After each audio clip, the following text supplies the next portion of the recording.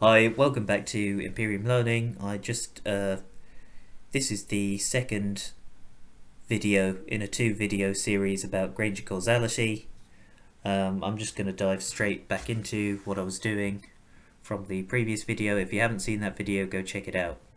So, as you can see here, the highlighted p-value here, it says 0.0453. That means that the lagged values of the average house price, Granger calls credit. Now, one thing that you could do, by the way, if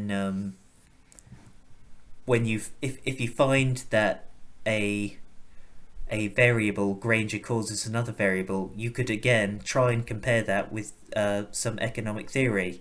So if you do your research, you might find, for instance, trying to think about how the average house prices might Granger cause them credit. Well, maybe it's the fact that if the average house price is going up, homeowners are going to have more collateral at their disposal, and perhaps that's going to incentivize lenders to lend additional credit to borrowers, maybe, particularly if their house prices is higher. That means they can borrow against their house, they can use their house as collateral.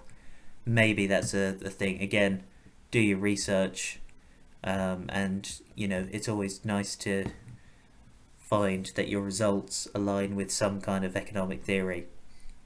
So just going down again, you can see that the interest rate, that the lagged values of the interest rate here, because it has a p-value of well below 0.05, that it perhaps gives us a good prediction of the unemployment rate in future time periods.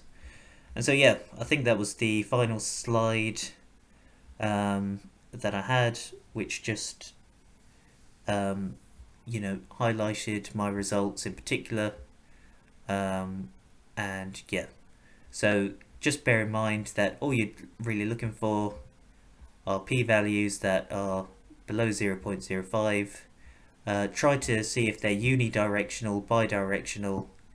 If you do find any p-values that are below 0.05, so for instance, the Lund AHP, that's unidirectional.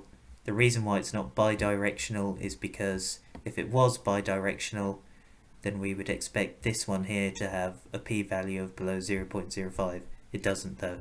So it's only unidirectional, and it's from house prices to credit and not the other way around. So yeah, hopefully this two-video series on Granger causality has shown you how to apply the tests on Eviews, and essentially what to look for and how to analyze them in your essay. So I hope this was good content. If you did find it to be helpful, don't hesitate to give it a thumbs up. Don't hesitate to subscribe. It could help other internet users out there as well who are struggling with the same problems. So yeah, I think I'll wrap up the video here. Okay, bye now.